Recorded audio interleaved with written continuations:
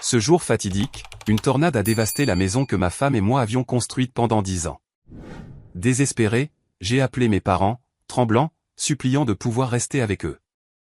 Ils ont accepté. Mais quand je suis arrivé avec ma femme et mes enfants, la porte s'est refermée avec une déclaration froide. Ton frère est là. Il n'y a pas de place pour ta famille. Je suis resté figé dans la rue, un homme sans foyer. Juste au moment où tout espoir semblait perdu, une voiture de luxe s'est arrêtée. Un jeune homme en est sorti. Le garçon sans abri que j'avais aidé autrefois. Maintenant millionnaire, il a murmuré, c'est à mon tour de te rendre l'appareil. Bonjour, je m'appelle Coulter Webb. J'habite à Wichita, au Kansas, une ville qui n'a pas grand-chose à offrir au-delà de champs infinis et de vents soudains qui peuvent changer des vies en un clin d'œil. Je suis agent de sécurité dans un grand supermarché en périphérie de la ville. Un travail qui n'est pas glamour avec un salaire à peine suffisant, mais qui permet de nourrir ma petite famille. Ma femme, Alexis, est infirmière à temps partiel, et nous avons 2 enfants. Emma, 8 ans, avec un sourire aussi éclatant que le soleil du matin, et Randy, 5 ans, un garçon curieux dont les mains et les pieds sont toujours en train de faire des bêtises. Nous vivons dans une modeste maison défraîchie, sa peinture s'écaille et les tuiles du toit cliquettent sous une pluie battante. Mais c'est la nôtre. Un endroit dans lequel j'ai mis toute ma sueur pour le réparer, de la bibliothèque du salon à la clôture en bois du jardin. Pour moi, c'est plus qu'une maison. C'est notre monde. Un foyer que je suis fier d'avoir construit de mes propres mains. Ce jour-là, c'était un chaud après-midi de mai. L'air portait l'odeur de l'herbe fraîchement coupée. Je venais de terminer mon service à 16 heures, fatigué mais soulagé, impatient de rentrer chez moi auprès de ma famille. Toujours dans mon uniforme de sécurité trempé de sueur, je conduisais notre vieux pick-up. La radio jouait une chanson country familière qu'Alexis fredonnait souvent. Sur le chemin, j'ai pensé au projet du week-end. Réparer le petit jardin où Alexis voulait planter des marguerites et des parcelles de légumes. Elle disait que le jardinage l'aidait à oublier le stress de ses gardes à l'hôpital. Pour moi, je voulais juste la voir sourire. Le sourire qui a réchauffé mon cœur depuis que je l'ai rencontré il y a 10 ans. Quand je suis rentré à la maison, le son des rires d'Emma et de Randy m'a accueilli depuis le salon. Emma essayait d'apprendre à Randy à jouer aux dames, mais il n'arrêtait pas de subtiliser des pions, ce qui l'a poussé à s'énerver. Randy, ne triche pas. J'ai gloussé, j'ai accroché ma veste au porte-manteau et je suis entré dans la cuisine. Alexis se tenait à l'évier, les cheveux attachés, en train de laver la vaisselle du déjeuner. Elle s'est retournée, esquissant un doux sourire. Tu es de retour. Comment s'est passée ta journée? Sa voix était si douce qu'elle semblait à elle seule pouvoir effacer ma fatigue. Comme d'habitude, ai-je répondu en l'enlaçant par derrière, posant mon menton sur son épaule. J'ai attrapé un gamin qui essayait de fourrer un sac de chips dans son pantalon au magasin.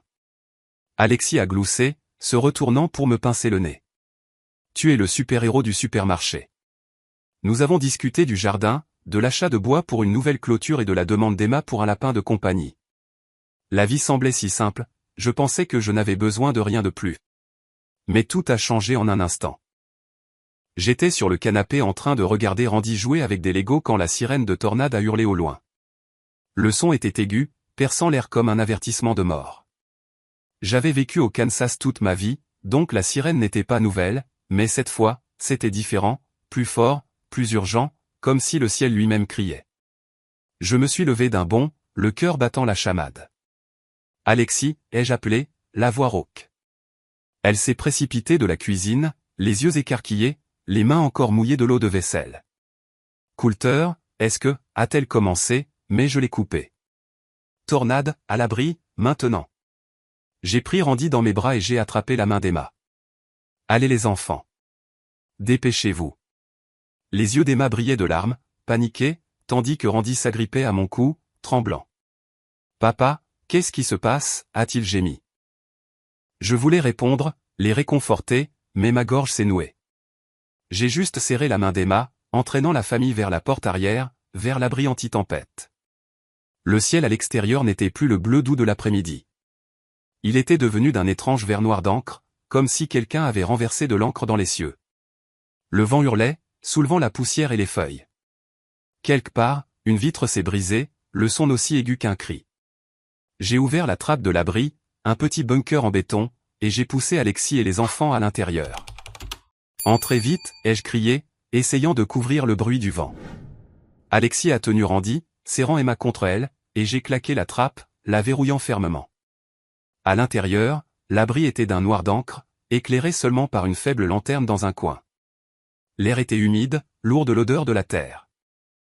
Emma sanglotait doucement, s'accrochant à sa mère, tandis que Randy s'agrippait à moi, ses petites mains tremblantes.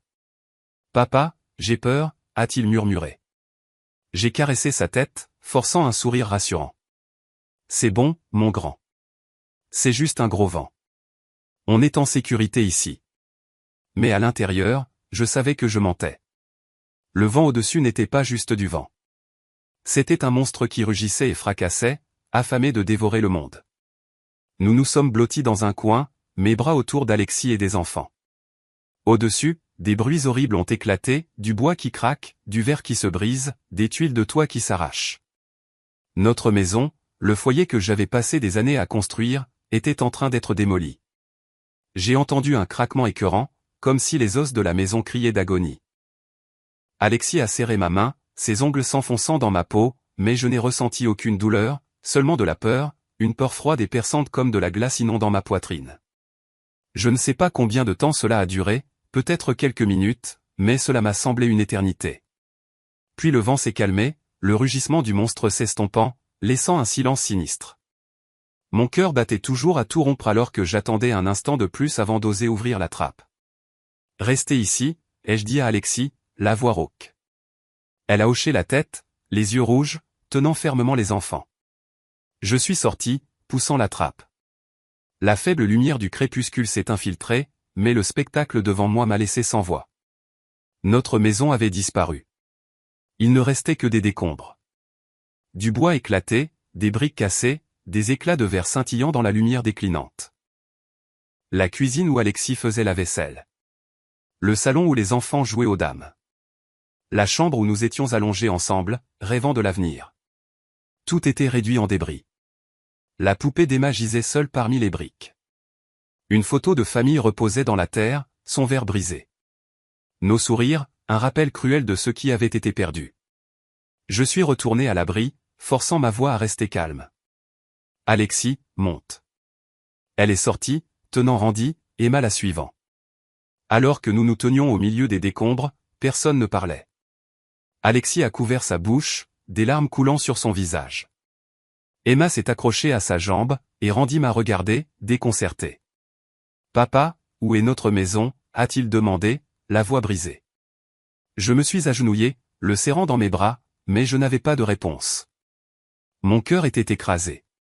Tout ce que j'avais construit, tout ce que j'aimais, avait été balayé en quelques minutes. Debout dans les ruines de notre maison, j'ai senti le monde s'effondrer sous mes pieds. Mais en regardant Alexis et les enfants, je savais que je ne pouvais pas craquer. Pas maintenant. J'ai pris la main de ma femme, la serrant fort, et j'ai dit, ma voix rauque, on s'en sortira. Je te le promets. Mais cette promesse, je n'étais pas sûr de pouvoir la tenir. Cette nuit-là, notre gentille voisine Suzanne nous a laissé rester chez elle. Elle vivait seule dans une petite maison à quelques rues de là, épargnée par la tempête avec seulement quelques branches cassées. Son salon exigu sentait faiblement les vieux biscuits, mais pour nous, c'était une bénédiction. Alexis s'est blotti avec les enfants sur le canapé pendant que je m'asseyais contre le mur, les yeux grands ouverts dans l'obscurité. Les légers ronflements de Randy se mêlaient aux sanglots discrets d'Emma, me serrant la poitrine. Je ne pouvais pas dormir. Non pas à cause du sol dur ou du froid qui s'infiltrait à travers mes vêtements, mais parce que mon esprit était inondé d'une seule question. Où irons-nous demain? Des souvenirs de notre ancienne maison n'arrêtaient pas de défiler. La table de la salle à manger où nous nous réunissions chaque soir. Le jardin où Alexis plantait soigneusement des fleurs. Le fauteuil usé où je lisais aux enfants. Tout cela n'était maintenant que décombres et souvenirs. Le lendemain matin, une faible lumière du soleil filtrait à travers la fenêtre de Suzanne, mais elle ne pouvait pas lever la lourdeur dans mon cœur. Alexis s'est assise, les cheveux en désordre, les yeux cernés de fatigue. Elle a essayé de sourire, mais je savais qu'elle cachait sa peur. « Que faisons-nous, Coulter ?» a-t-elle murmuré, sa voix si douce que j'ai dû me pencher pour l'entendre. Je voulais répondre, dire quelque chose de certain, mais ma gorge était sèche.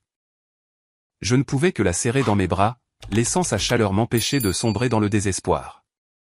Puis j'ai pensé à mes parents.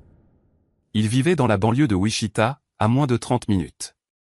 Leur maison était spacieuse, avec une chambre d'amis à l'étage et un grand canapé dans le salon où j'avais dormi pendant les vacances. Je leur demandais rarement de l'aide, non par fierté, mais parce que je savais que je n'étais jamais leur priorité. Mais maintenant, avec notre monde balayé par la tornade, je n'avais pas d'autre choix. Mes mains tremblaient en composant leur numéro. Le téléphone a sonné, chaque tonalité s'étirant comme un siècle jusqu'à ce que la voix calme de ma mère réponde. « Maman » ai-je commencé, la voix chancelante.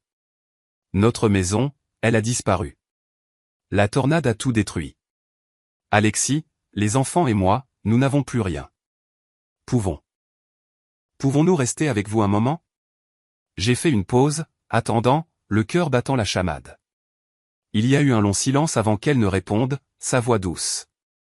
Rentre à la maison, Coulter. Je vais préparer les choses. Ces mots étaient comme une brise chaude dans ma poitrine glacée. Je me suis tourné vers Alexis, lui serrant la main, et j'ai murmuré, on va rester un peu chez mes parents. Le sourire d'Alexis a vacillé, faible mais plein d'espoir. Emma a levé les yeux de son oreiller, les yeux pétillants. On va vivre avec mamie et papy? Randy a renchéri, sa voix petite. J'aime la chambre de papy avec la lampe bateau. J'ai hoché la tête. Ouais, on va rester avec eux un moment, ai-je dit en forçant un sourire. Ce matin-là, nous avons rassemblé le peu qu'il nous restait. Quelques vêtements, une couverture et la poupée déchirée d'Emma que j'avais récupérée des décombres. Tout tenait dans le coffre de notre vieux pick-up. La seule chose indemne de la tempête. Sur la route de la maison de mes parents, l'air dans le camion était lourd, mais il y avait une lueur d'espoir. Emma et Randy bavardaient sur leurs grands-parents, la chambre à l'étage et leur vieux chat avec qui les enfants aimaient jouer. Alexis tenait ma main en silence, mais ses yeux semblaient dire « ça va aller ». J'ai serré sa main, essayant d'y croire. Mais quand nous nous sommes garés devant la maison familière de mes parents, une vague de malaise m'a envahi. Le toit de tuiles rouges, les érables dans le jardin, les fenêtres étincelantes, tout était pareil. Mais quelque chose n'allait pas. Des rires s'échappaient de l'intérieur. Pas les voix de mes parents, mais celles de mon jeune frère Vincent, ainsi que de sa femme et de leurs 2 enfants. Je suis sorti, le cœur lourd. Alexis a suivi, portant Randy et tenant la main d'Emma. Alors que nous atteignions la porte, mes parents sont sortis, leur visage montrant de l'inconfort au lieu de la joie que j'avais espérée. Coulter, a dit ma mère, la voix hésitante. Je suis vraiment désolé, mais Vincent et sa famille viennent de nous rendre visite. La maison est pleine. Vous devrez trouver un autre endroit où rester pour le moment. Je me suis figé, incapable de croire à mes oreilles. À travers la porte, j'ai vu le salon spacieux, le canapé vide. Vincent était à l'intérieur, riant nonchalamment avec sa femme, inconscient de notre situation. J'ai pris une profonde inspiration, essayant de garder ma voix stable. Maman, on pourrait dormir sur le canapé ou juste dans un coin du salon. On n'a pas besoin de beaucoup, juste d'un endroit pour passer cette épreuve. Je suppliais presque, la voix tremblante, espérant une once de compassion. Mais elle a secoué la tête, ses yeux évitant les miens. Coulter, tu sais comment c'est. La maison est bondée. Vincent et sa famille ont besoin d'espace. Je ne peux pas laisser les enfants être à l'étroit. Trouve un autre endroit. C'est juste temporaire. Mais maman, ai-je balbutié, luttant pour rester calme.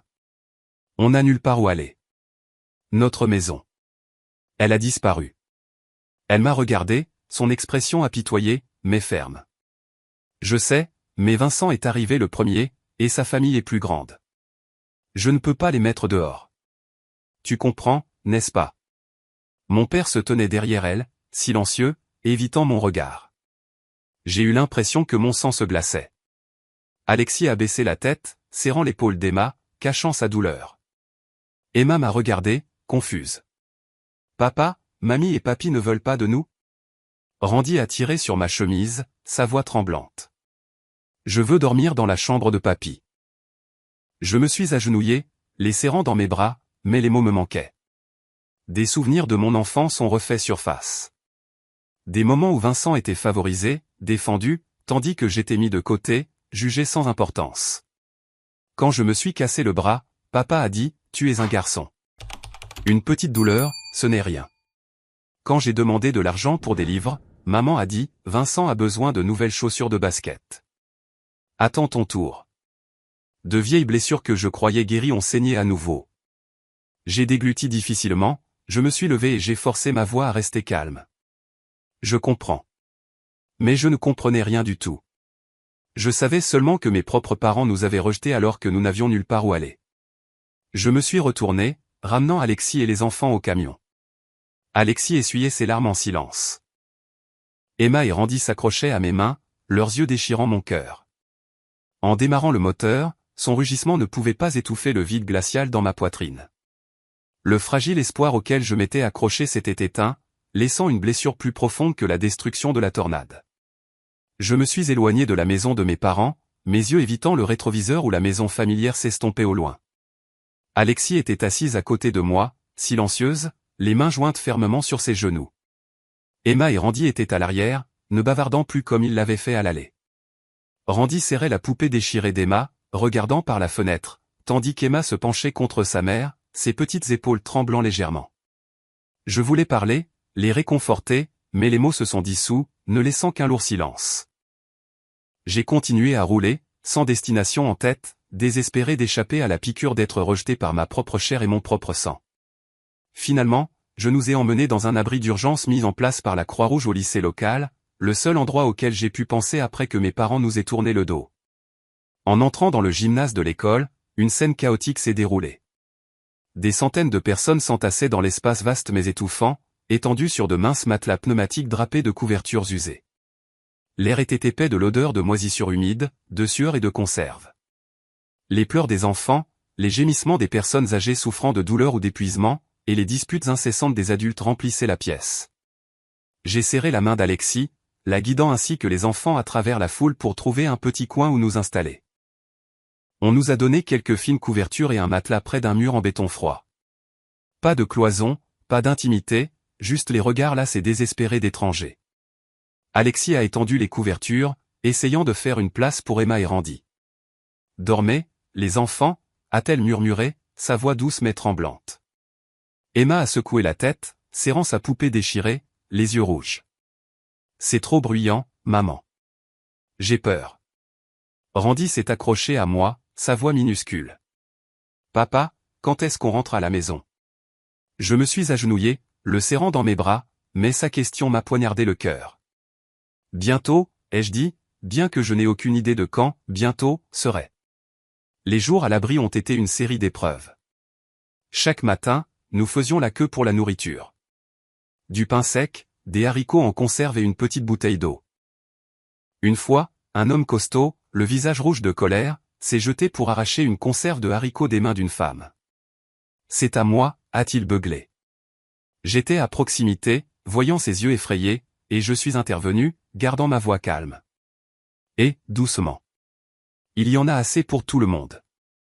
Il m'a fusillé du regard, les yeux sauvages, mais a marmonné quelque chose et s'est éloigné. Alexis m'a tiré en arrière en chuchotant, ne t'en mêle pas, Coulter. Tu n'as pas besoin de jouer les héros. Les conflits ne se sont pas arrêtés là. Un après-midi, Emma a crié quand un autre enfant a attrapé sa poupée déchirée. Les parents du garçon se sont lancés dans une dispute avec Alexis, leur voix couvrant les pleurs d'Emma. Ils jouaient juste. Pourquoi en faire toute une histoire, a crié la mère en pointant le visage d'Alexis. Je me suis précipité, tirant Emma derrière moi, essayant de calmer les choses. Ce ne sont que des enfants. Rendons-lui sa poupée. Ils l'ont jetée par terre avec des regards hostiles qui m'ont glacé, puis sont partis. Emma l'a ramassée, la serrant fort, des larmes coulant sur son visage. Cette nuit-là, j'ai surpris quelqu'un en train de fouiller dans notre sac, essayant de voler notre dernière bouteille d'eau. J'ai attrapé son poignet, ma voix basse et ferme. Remets-la. Il a tressailli, a marmonné des excuses et s'est glissé dans l'ombre. Alexis m'a regardé, les yeux inquiets. Coulter, tu dois faire attention. Ce n'est pas sur ici. J'ai hoché la tête, mais à l'intérieur, je me sentais impuissant. Je pensais pouvoir protéger ma famille, mais dans ce chaos, je me sentais comme un moins que rien. Chaque nuit, alors qu'Alexis et les enfants s'endormaient d'un sommeil agité, je restais éveillé, veillant. Les pleurs, les disputes et le vent sifflant à travers les fissures du gymnase se mêlaient en une symphonie de désespoir. Dans l'obscurité, de vieux souvenirs ont refait surface, vifs et douloureux. Je me suis souvenu des soirs d'enfance où maman faisait la soupe de pommes de terre préférée de Vincent pendant que j'avais les restes. Je me suis souvenu que Vincent avait de nouvelles chaussures de basket alors que je portais des chaussures déchirées à l'école. Je me souviens du regard indifférent de papa quand j'ai partagé mon rêve de devenir ingénieur, disant « c'est Vincent qui a un avenir ». Ces souvenirs que je pensais enterrer m'ont assailli. Le rejet de mes parents n'était pas la première fois qu'ils me tournaient le dos, mais c'était la plus douloureuse. Ils ont choisi Vincent, comme toujours, laissant ma famille à la dérive quand nous en avions le plus besoin. J'ai regardé Alexis, tenant Emma et Randy près d'elle, les cheveux en désordre, le visage émacié, mais toujours aussi belle que le jour où nous nous sommes rencontrés. J'ai pensé à ma promesse. On s'en sortira. Mais dans cet abri, parmi les étrangers et le chaos, je ne savais pas comment la tenir. Je ne pouvais que serrer ma famille dans mes bras, essayant de les protéger de la tempête invisible qui déchirait encore mon cœur. Les jours à l'abri s'étiraient sans fin. Chaque matin, je me réveillais avec un mal de dos à cause du mince matelas pneumatique. Les pleurs des enfants et les disputes des adultes résonnaient dans ma tête. Alexis essayait de remonter le moral des enfants, leur racontant des histoires, chantant des berceuses qu'elle chantait quand Emma était bébé. J'ai surpris l'inquiétude croissante dans ses yeux, comme si elle voulait demander « Quelle est la suite pour nous ?» Emma est devenue plus silencieuse, serrant sa poupée déchirée, tandis que Randy s'accrochait à moi, posant des questions auxquelles je ne pouvais pas répondre. Un matin, après près d'une semaine dans l'abri bondé, j'ai décidé de retourner aux ruines de notre ancienne maison. Je ne savais pas ce que j'espérais trouver. Un souvenir, un morceau de mémoire, ou juste le sentiment que je n'avais pas tout perdu. Alexis voulait venir, mais je lui ai dit de rester avec les enfants. Je reviens bientôt, ai-je dit en l'embrassant sur le front. Elle a hoché la tête, mais ses yeux semblaient me retenir, comme si elle avait peur que je disparaisse dans les décombres. J'ai conduit le vieux pick-up jusqu'à ce qui était autrefois notre maison. La scène était toujours un cauchemar. Du bois éclaté, du verre brisé et des affaires éparpillées. J'ai traversé les débris, mes bottes s'enfonçant dans la poussière et la terre. J'ai trouvé un cadre photo, notre photo de famille du 7e anniversaire d'Emma, nous quatre rayonnant sous le soleil d'été. Le verre était brisé, mais le sourire d'Alexis brillait toujours. Les yeux de Randy pétillaient de malice, et Emma portait son nœud rose dans les cheveux. J'ai serré le cadre, le cœur endolori. Agenouillé, j'ai fouillé dans les décombres, espérant récupérer quelque chose de plus. Alors que je tamisais les décombres, le bruit d'un moteur a ronronné au loin. J'ai levé les yeux pour voir une élégante voiture de luxe noire s'arrêter au bord du trottoir. Un jeune homme en est sorti, vêtu d'un costume impeccable, sa démarche assurée, mais ses yeux débordant d'émotion. Il était jeune, peut-être dans la fin de la vingtaine, dégageant un succès que je n'avais vu qu'à la télévision. J'ai froncé les sourcils, me demandant ce qu'il faisait dans cet endroit désolé. Il s'est dirigé droit vers moi, son regard fixé sur le mien comme s'il avait trouvé quelque chose de vital. « Coulter » a-t-il dit, sa voix basse mais chaleureuse. J'ai hoché la tête, méfiant. « Qui êtes-vous » ai-je demandé, serrant toujours le cadre photo comme un bouclier. Il a souri, un sourire à la fois inconnu et étrangement familier. « Je suis Thiago » a-t-il dit, faisant une pause comme s'il attendait une reconnaissance. Mais je n'ai rien trouvé. Mon esprit, épuisé par des jours à l'abri, était vide. Voyant mon silence, il a continué, « Vous ne vous souvenez pas de moi, mais il y a 7 ans, vous m'avez sauvé la vie. » Je me suis figé, essayant de fouiller dans mes souvenirs. Thiago s'est approché, sa voix s'adoucissant d'émotion. « J'étais le gamin sans abri qui s'est effondré à votre portail. » Et puis, comme une inondation, le souvenir d'il y a 7 ans est revenu en force, aussi vif que s'il datait d'hier. C'était une nuit pluvieuse, le vent hurlant à travers les fissures des fenêtres. Alexis était près du berceau, chantant à Emma, qui n'avait alors qu'1 an. Comme à mon habitude, j'ai pris un parapluie pour vérifier le portail et la clôture avant de me coucher. C'est là que j'ai vu une petite silhouette recroquevillée par terre, tremblant de froid. Le garçon était maigre, ses cheveux plaqués sur son front, ses yeux ternes de fièvre, mais vacillant d'une volonté désespérée de vivre. Sans réfléchir, je l'ai fait entrer. Alexis, voyant le garçon trempé et frissonnant, l'a enveloppé dans une couverture et lui a préparé du thé au gingembre pendant que je le séchais et que je cherchais des médicaments contre la fièvre. Dans les jours qui ont suivi, nous l'avons laissé dormir sur notre vieux canapé, lui donnant de simples mets chauds bols de soupe.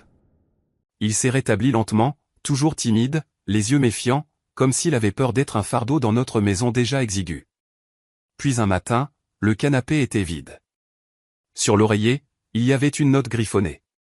Merci pour tout. Je ne veux pas être un fardeau.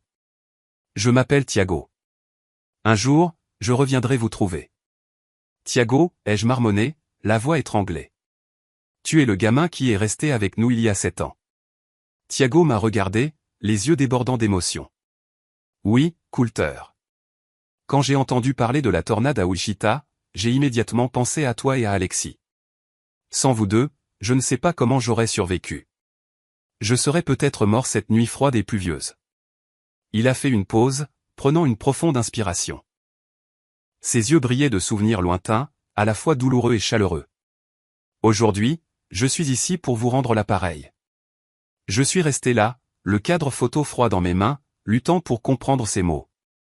Thiago a continué, sa voix stable mais résolue, comme s'il était déterminé à me faire comprendre son parcours. Après avoir quitté votre maison, j'ai erré un moment, mais votre gentillesse m'a donné de l'espoir, Coulter. C'était comme une petite flamme, assez pour m'empêcher d'abandonner. Puis un jour, une famille à Topeka m'a recueilli. Ils m'ont donné un foyer, m'ont envoyé à l'école. J'ai étudié comme un fou, sachant que c'était ma seule chance d'échapper à mon passé. J'ai obtenu mon diplôme universitaire en finance et j'ai créé une entreprise. Maintenant, je possède une société de technologie valant des millions, avec des bureaux à New York et à San Francisco. Je ne suis plus ce gamin sans abri, mais je n'ai jamais oublié la nuit où vous m'avez trouvé à votre portail, quand je pensais que j'allais mourir de froid et de fièvre. Les mots de Thiago étaient comme une brise chaude s'infiltrant à travers les fissures de mon cœur. Je l'ai regardé, un jeune homme dans un costume cher debout au milieu des ruines de ma vie. Pourtant, ses yeux étaient les mêmes que ceux de ce garçon maigre, plein de désir et de gratitude. Je ne savais pas quoi dire, je ne sentais qu'une petite étincelle de lumière dans l'obscurité des derniers jours. Mes parents m'avaient tourné le dos. Mais voici quelqu'un qui était autrefois un étranger. Un garçon que j'ai aidé par simple compassion, maintenant debout devant moi, apportant un monde auquel je ne m'attendais pas. Thiago n'était pas de mon sang, mais à ce moment-là, il me semblait plus de la famille que quiconque m'avait jamais abandonné. Thiago s'est approché, posant une main sur mon épaule, sa voix chaleureuse mais résolue. Coulter, tu ne m'as pas seulement sauvé de la mort cette nuit-là. Toi et Alexis, vous m'avez donné quelque chose de plus grand. La foi que la vie valait encore la peine d'être vécue, qu'il y avait encore de bonnes personnes dans ce monde. Sans vous, je ne serais pas là aujourd'hui avec une entreprise, avec quoi que ce soit. Il a fait une pause, ses yeux brillants comme s'il revivait ses jours difficiles. J'ai atteint des sommets que je n'aurais jamais rêvés. J'ai accompli tout ce que j'avais autrefois désiré. Mais tout a commencé avec la soupe chaude d'Alexis, cette couverture et tes mots. Ça va aller, gamin. Maintenant, c'est à mon tour de t'aider. Ces mots étaient comme un courant chaud s'écoulant à travers les fissures de mon cœur, apaisant le froid des derniers jours. Je voulais répondre, dire qu'il n'avait pas besoin de faire quoi que ce soit, que je n'avais fait que ce que n'importe qui aurait fait. Je n'étais pas habitué à être aidé. Toute ma vie avait été une série de portages de fardeaux. De longues gardes de nuit au supermarché. Des mois à économiser chaque centime pour réparer le toit. Des nuits blanches à tenir Alexis quand elle s'inquiétait des frais de scolarité des enfants. Je m'étais toujours dit que je devais être fort, le pilier de ma famille. Mais maintenant, debout devant Thiago, je me sentais petit, comme un homme sombrant dans une tempête sans rien à quoi se raccrocher. Thiago semblait lire l'hésitation dans mes yeux. Il a souri, un sourire doux mais déterminé, comme s'il était préparé à toute objection. Coulter, je ne suis pas seulement là pour te dire merci. Je veux vous aider, toi et ta famille, à vous remettre sur pied après cette tempête. Pour commencer, j'ai un appartement de luxe dans une de mes propriétés en plein centre-ville de Wichita. Il est vacant, entièrement meublé, chambre, cuisine, tout ce dont votre famille a besoin. Je veux que vous, Alexis et les enfants, emménagiez aujourd'hui. Pas de loyer, pas de soucis. Considérez-le comme votre maison. J'ai ouvert la bouche pour protester, pour dire que nous ne pouvions pas accepter, que sa gentillesse était trop grande, trop pour que je puisse jamais la rembourser. Mais Thiago a levé une main, sa voix plus ferme. Il y a plus, a-t-il continué. Je sais que vous attendez l'assurance, mais cela pourrait prendre des mois, voire des années. Je fournirai un soutien financier pour aider votre famille à traverser cette épreuve. De nouveaux vêtements pour les enfants, des produits de première nécessité, tout pour qu'ils se sentent en sécurité. Je suis resté figé, mon esprit tourbillonnant comme si j'étais pris dans une autre tornade. Un appartement de luxe, un soutien financier. C'était comme un rêve, le genre qui suscitait à la fois l'espoir et la peur. J'ai regardé Thiago, cherchant dans ses yeux le moindre soupçon de pitié, mais je n'en ai trouvé aucun. Juste de la sincérité, une détermination à rembourser ce qu'il sentait qu'il devait. J'ai pensé à l'abri où Alexis cachait ses larmes pour que les enfants n'aient pas peur. Où Emma s'accrochait à sa poupée déchirée comme si c'était tout ce qui lui restait. Où Randy me demandait tous les soirs, « Papa, quand aurons-nous une nouvelle maison ?» J'ai pensé à ma promesse. On s'en sortira. Thiago, ai-je finalement dit, ma voix tremblant comme s'il me fallait toute ma force pour parler. Tu n'es pas obligé de faire ça. Tu ne me dois rien. À l'époque, je voulais juste aider un gamin qui en avait besoin. Je n'attendais pas de remboursement. J'ai baissé les yeux, serrant le cadre photo, sentant ma fierté m'empêcher d'accepter cette aide. Thiago a secoué la tête, son sourire teinté de tristesse. Tu ne comprends pas, Coulter. Ta gentillesse n'était pas juste un bol de soupe ou une couverture. C'est pourquoi je n'ai pas abandonné. Pourquoi j'ai cru que je pouvais faire quelque chose de moi-même. Tu m'as donné un nouveau départ. Maintenant, laisse-moi faire de même pour toi. Il a serré mon épaule plus fort, ses yeux me transperçant. Laisse-moi t'aider comme tu m'as aidé. Pas par pitié, mais parce que je te considère comme de la famille. Le mot « famille » des lèvres de Thiago a frappé comme une lame. Non pas pour blesser, mais pour couper à travers les murs que j'avais construits autour de moi. Famille. La chose que je pensais avoir perdue quand mes parents m'ont tourné le dos. Quand notre maison a été balayée par la tornade. Mais maintenant, debout devant Thiago, j'ai réalisé que la famille n'était pas seulement le sang. C'étaient les gens qui étaient à vos côtés, même quand le monde s'effondrait.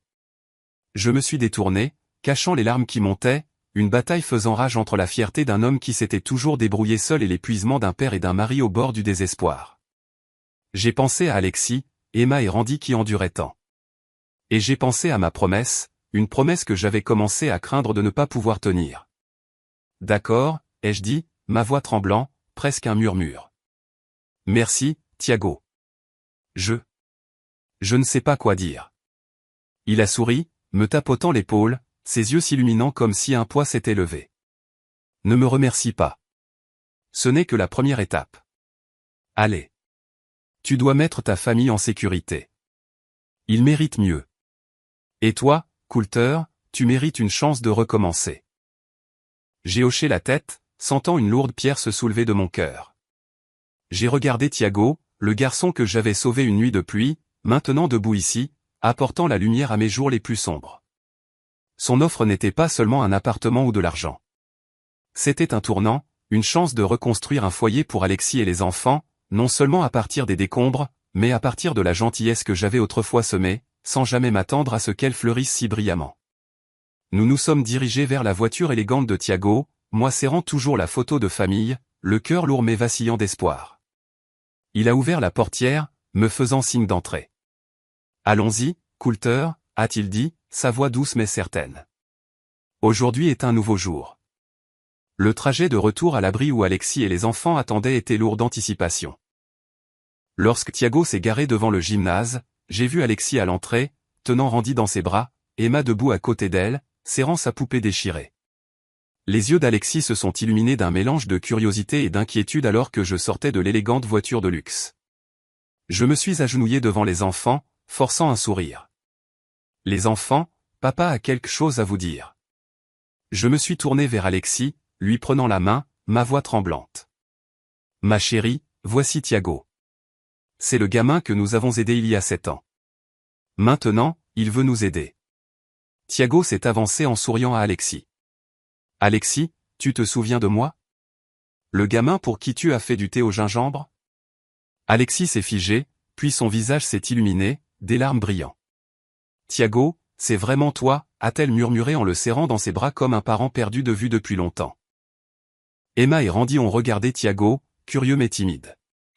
Je les ai serrés contre moi en disant doucement, oncle Thiago va nous aider à avoir une nouvelle maison. Un meilleur endroit que celui-ci. Les yeux d'Emma ont pétillé. Vraiment, papa? Une vraie maison? Randy a tiré sur ma main, sa voix petite. J'aurai une chambre?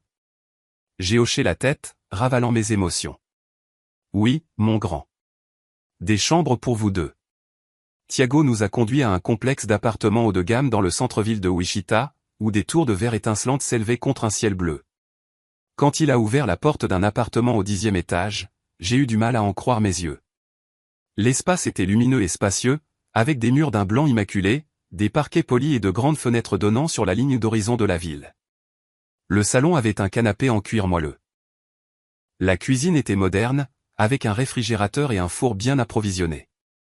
Et il y avait 3 chambres, chacune avec des lits douillets et du linge de maison frais. Emma et Randy ont couru à l'intérieur, poussant des cris de joie devant l'espace. Emma a sauté sur un lit, serrant sa poupée déchirée en riant. « Papa, ce lit est tellement plus confortable que celui de l'abri. » Randy a tiré Thiago vers une fenêtre en pointant du doigt. « Oncle Thiago, je peux voir toute la ville d'ici. » Alexis se tenait à côté de moi, la main sur la bouche, des larmes coulant sur ses joues. « Coulter, comment l'as-tu trouvé ?» a-t-elle murmuré, la voix tremblante. J'ai raconté comment Thiago m'avait trouvé au milieu des décombres. Son parcours d'un garçon sans abri à un jeune millionnaire.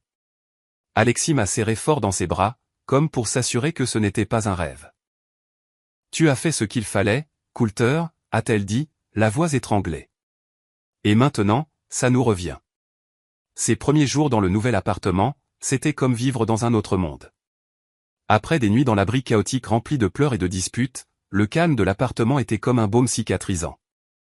Alexis a préparé notre premier dîner dans la nouvelle cuisine. Des spaghettis simples à la sauce tomate, mais pour les enfants, c'était un festin. Emma et Randy étaient assis autour de la table de la salle à manger, riant et partageant des histoires sur ce qu'ils voulaient faire dans leur nouvelle maison.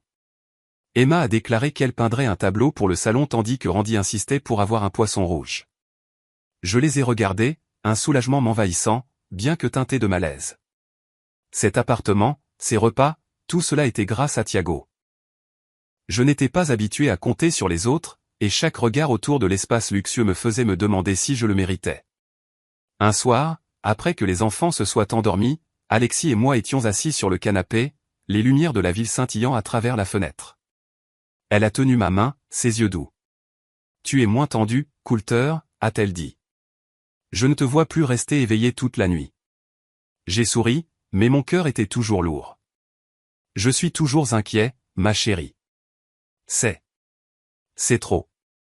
Thiago fait tout ça pour nous, mais j'ai l'impression de ne pas le mériter. Je ne suis qu'un agent de sécurité.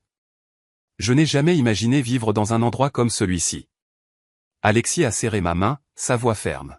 « Tu n'es pas seulement un agent de sécurité, Coulter. Tu es l'homme qui a sauvé Thiago, qui lui a donné de l'espoir. Tu es celui qui a maintenu cette famille unie quand le monde s'est effondré.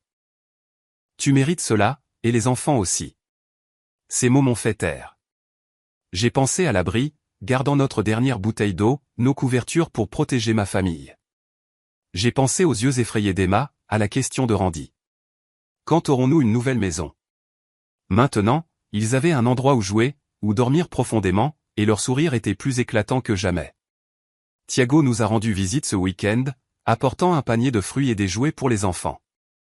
Emma et Randy l'ont remercié avec empressement, l'entraînant dans leur chambre pour lui montrer un château qu'ils avaient construit avec des oreillers. J'ai regardé, le cœur réchauffé, mais toujours mal à l'aise. Quand les enfants sont partis jouer, j'ai attiré Thiago sur le balcon, cherchant mes mots. « Thiago. » J'ai commencé en hésitant. Je ne sais pas comment te remercier. Cet appartement, tout. C'est trop. Je n'ai pas l'habitude de recevoir de l'aide comme ça. Thiago m'a regardé, ses yeux aussi sincères que le jour de nos retrouvailles. « Coulter, tu m'as sauvé. Pas seulement ma vie, mais mon âme. Tu m'as montré que j'avais de la valeur même quand j'étais un gamin sans abri. Maintenant, c'est à mon tour de faire ça pour toi. » Il a fait une pause en souriant. « Disons qu'on est quitte. D'accord ?» J'ai ri, le premier vrai rire depuis des jours, sentant un poids se soulever. « Quitte, alors » ai-je dit en lui tapant sur l'épaule. À ce moment-là, j'ai réalisé que Thiago ne nous avait pas seulement donné un endroit où rester ou la sécurité. Il nous avait donné de l'espoir. L'espoir que ma famille puisse se relever, que je puisse tenir ma promesse à Alexis et aux enfants. L'appartement est lentement devenu un véritable foyer, même si temporaire. Emma a commencé à peindre des tableaux colorés, les accrochant au mur. Randy a trouvé un coin pour ses Legos, construisant des vaisseaux spatiaux dont il rêvait. Alexis a de nouveau chanté des berceuses, sa voix douce et stable, ne tremblant plus comme à l'abri. Un matin, alors que je préparais du café dans la cuisine lumineuse, Thiago est apparu avec un sourire radieux, tenant une pile de documents. « Coulter », a-t-il dit, la voix débordant d'excitation. « As-tu pensé à la suite ? Je veux dire, au-delà d'attendre l'assurance ou de retourner à ton travail de sécurité ?» Sa question m'a pris au dépourvu. Honnêtement, je n'avais pas osé penser aussi loin. Les jours à l'abri m'avaient obligé à me concentrer uniquement sur la survie de chaque instant. Et maintenant, dans cet appartement, je m'adaptais encore au sentiment de sécurité temporaire. Pas encore, ai-je répondu en hésitant. Je retournerai probablement à mon poste d'agent de sécurité au supermarché. Je n'ai pas beaucoup d'options. Thiago m'a regardé, son regard vif mais pas jugeur. Coulter, tu as plus d'options que tu ne le penses.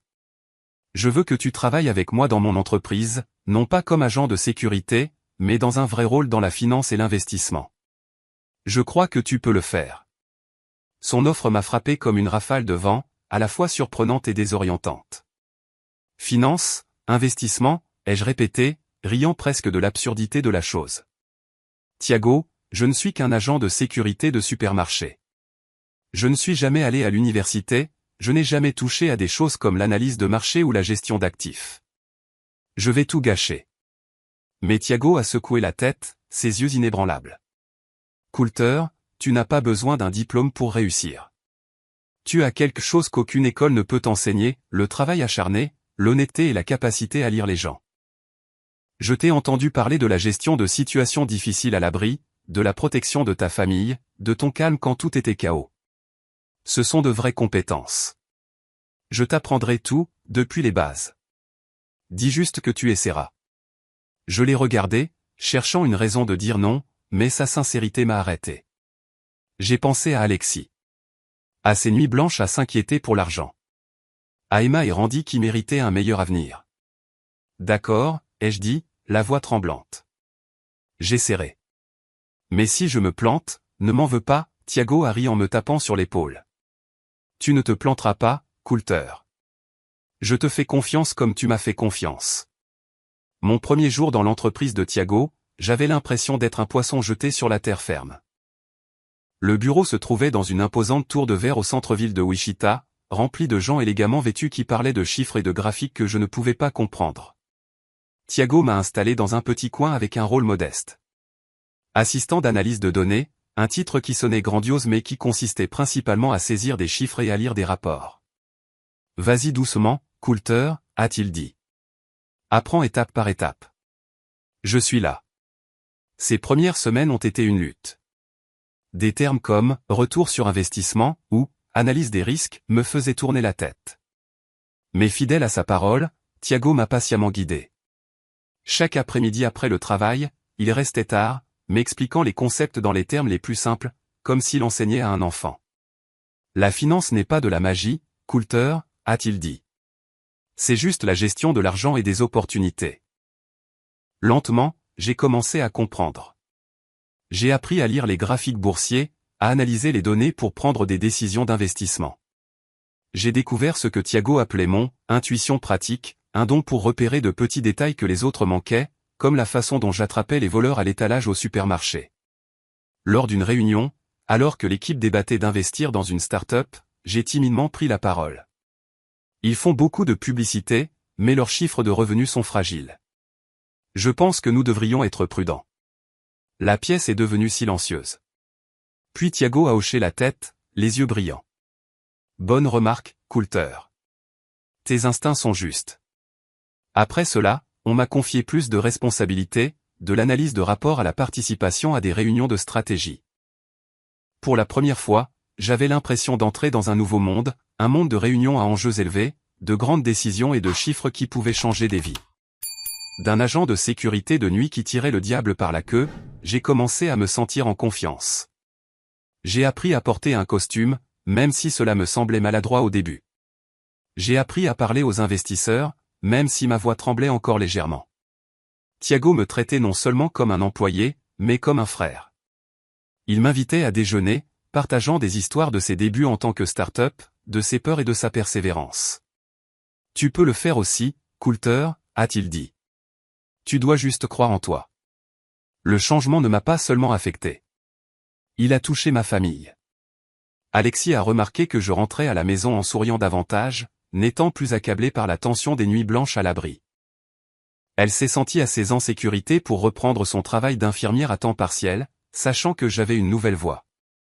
Emma et Randy ont été transférés dans une meilleure école grâce au soutien financier de Thiago. Emma s'extasiait sur son nouveau professeur et ses cours d'art, tandis que Randy me racontait avoir marqué son premier but dans l'équipe de football de l'école.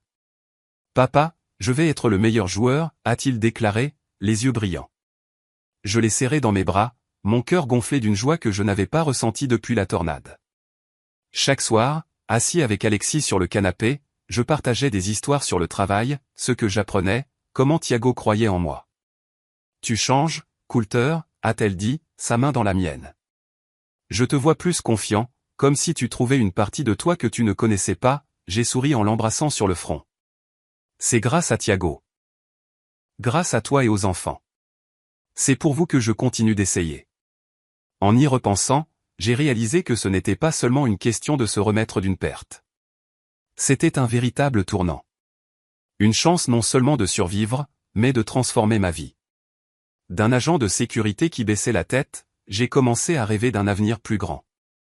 Un avenir où je pourrais donner à Emma et Randy une vie que je n'avais jamais osé imaginer. Thiago ne m'a pas seulement donné un travail. Il m'a donné une vision, la conviction que je pouvais accomplir plus que je ne l'avais jamais cru possible.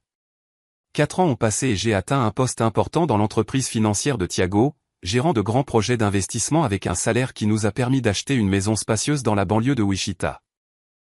Non plus un refuge temporaire, notre nouvelle maison avait un jardin de marguerites éclatantes, amoureusement entretenu par Alexis, une grande cour où Emma et Randy jouaient, et un chiot nommé Sonny que les enfants adoraient. Ma famille s'est épanouie, heureuse, et pour la première fois, je me suis senti vraiment digne de ce que nous avions. Mais un samedi après-midi, alors que je réparais la clôture en bois dans le jardin, le bruit d'un moteur de voiture est venu du portail. J'ai levé les yeux, mon cœur s'arrêtant alors que je voyais mes parents sortir d'une vieille berline, suivis de mon frère Vincent, de sa femme et de leurs 2 enfants. Pendant 4 ans, ils m'avaient à peine contacté. Pas un appel, pas un texto depuis le jour où ils avaient refusé d'abriter ma famille après la tornade. J'ai essuyé la sueur de mon front, essayant de rester calme, mais de vieux souvenirs ont surgi comme une vague. Alexis, arrosant les plantes dans le jardin, s'est arrêté, ses yeux vacillant d'inquiétude en les reconnaissant. « Coulter », a-t-elle murmuré. « Qu'est-ce qu'ils font ici ?» J'ai pris une profonde inspiration et je me suis dirigé vers le portail. « Maman, papa, Vincent », ai-je dit, ma voix égale masquant mes émotions.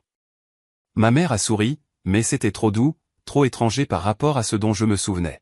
« Coulter, mon cher », s'est-elle exclamée en ouvrant les bras pour une étreinte.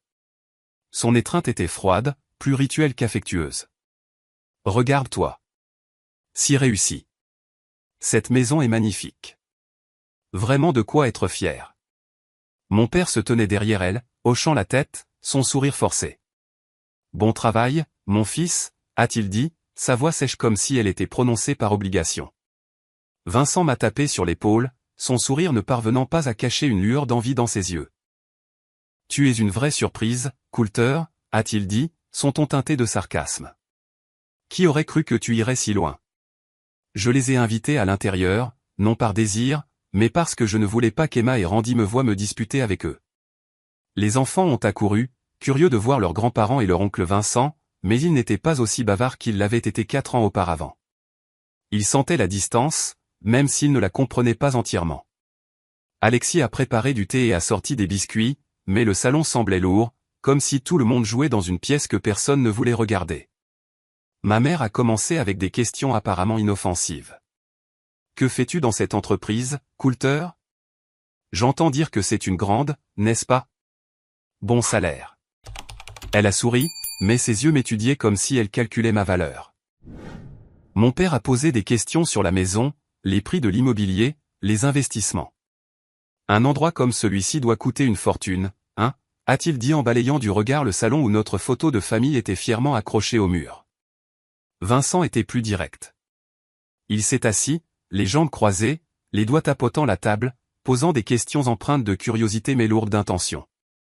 Votre entreprise doit avoir de bonnes affaires, n'est-ce pas? Vous avez déjà pensé à partager des opportunités d'investissement avec la famille? Il a souri, mais ses yeux étaient froids, comme s'il m'évaluait. Ma vie. Je veux dire, la famille devrait rester unie, s'entraider, n'est-ce pas, a-t-il ajouté, son ton suggestif.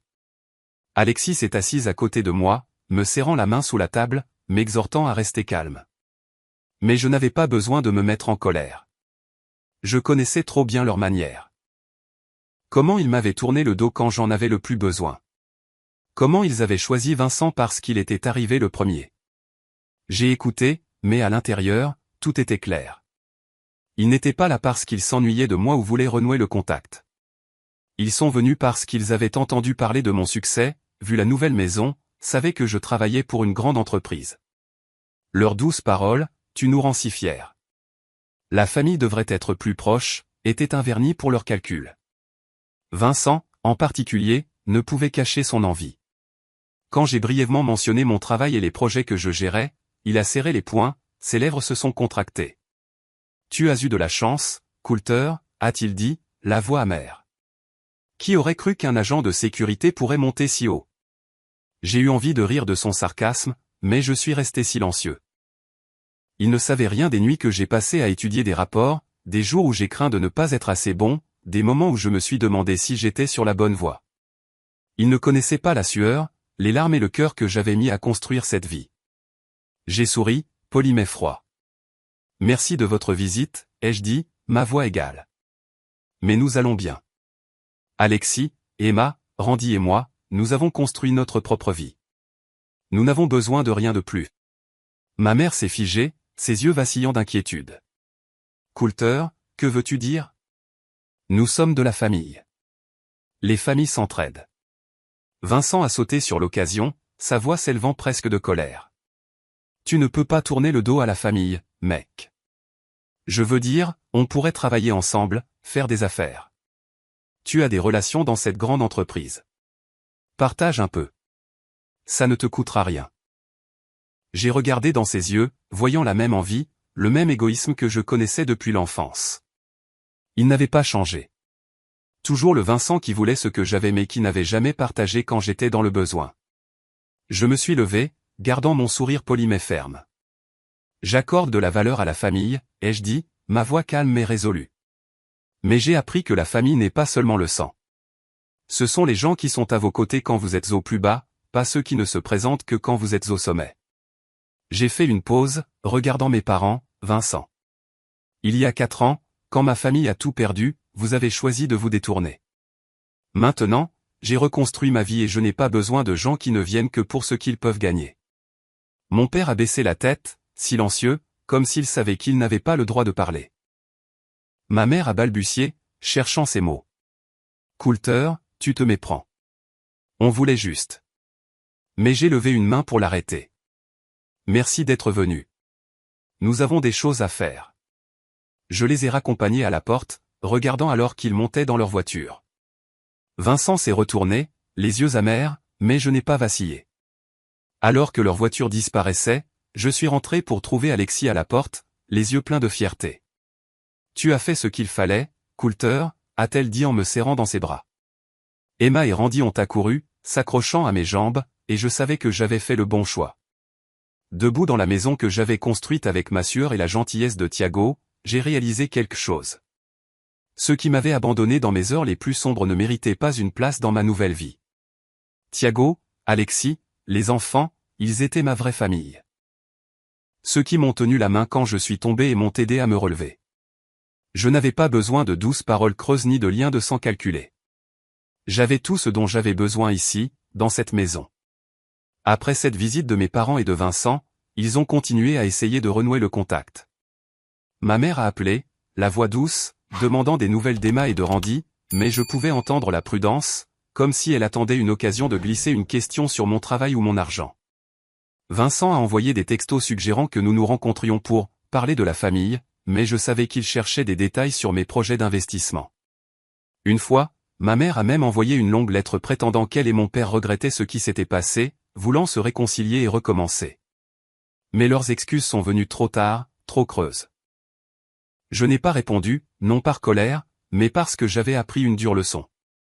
La famille ne compte que lorsqu'elle est construite sur la sincérité, pas sur l'égoïsme ou le calcul. J'ai choisi de protéger ma petite famille. Alexis, Emma, Randy et même Thiago. Ce sont eux qui étaient à mes côtés quand le monde s'est effondré. Je me souviens de ce jour à l'abri, des yeux confus d'Emma demandant « Papa, mamie et papy ne veulent pas de nous ?» Je me suis souvenu des nuits où je suis resté éveillé, gardant notre dernière bouteille d'eau. Et j'ai pensé à Thiago, le garçon que j'ai sauvé une nuit de pluie, maintenant un ami, un frère, qui m'a donné une chance de transformer ma vie. Ces souvenirs m'ont rappelé que la famille n'est pas un titre. C'est de l'action. Les gens qui vous tiennent la main pendant la tempête.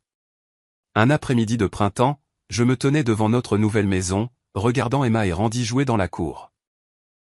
Emma, qui avait maintenant 12 ans, apprenait à Randy à faire des bulles de savon. Leur rire résonnait dans le jardin de Marguerite d'Alexis. Sunny, notre chiot, courait autour de leurs pieds, aboyant à chaque fois qu'une bulle éclatait.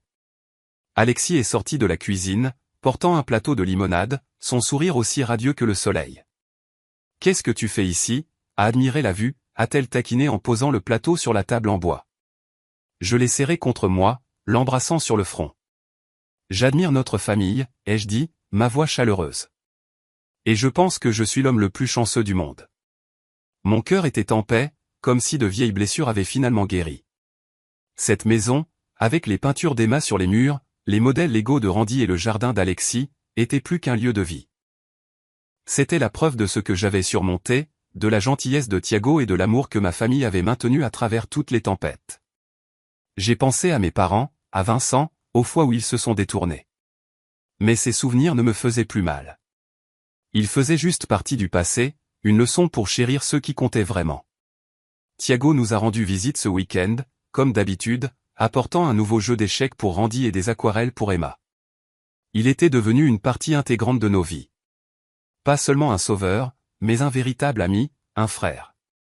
Quand les enfants ont couru à l'intérieur pour jouer avec leurs cadeaux, j'ai attiré Thiago dans la cour, parlant comme des parents perdus de vue depuis longtemps. « Tu sais, ai-je dit, la voix basse. Je pense encore au jour où tu m'as trouvé dans les décombres.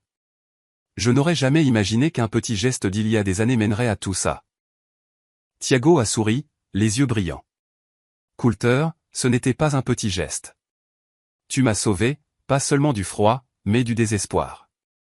Tu m'as montré que la gentillesse était réelle, et j'essaie juste d'être à la hauteur. Toi, Alexis, les enfants, vous êtes ma famille, de sang ou non. » Ces mots m'ont touché le cœur, affirmant que la famille, ce ne sont pas ceux qui vous donnent naissance, mais ceux qui sont à vos côtés, même quand le ciel tombe. J'ai regardé autour de notre maison, entendant les rires d'Emma et de Randy, sentant la chaleur d'Alexis à côté de moi, et voyant Thiago, l'homme qui a transformé ma vie de cendre en un foyer radieux. J'ai réalisé une vérité claire. La famille ne concerne pas des titres comme « parents » ou « frères ». Il s'agit d'action et de compassion. La tornade d'il y a 4 ans a emporté notre maison, mais elle n'a pas pu emporter ma dignité ni le véritable amour que j'ai trouvé en Alexis, les enfants et Thiago. Les choses les plus précieuses, la gentillesse, la résilience et l'amour.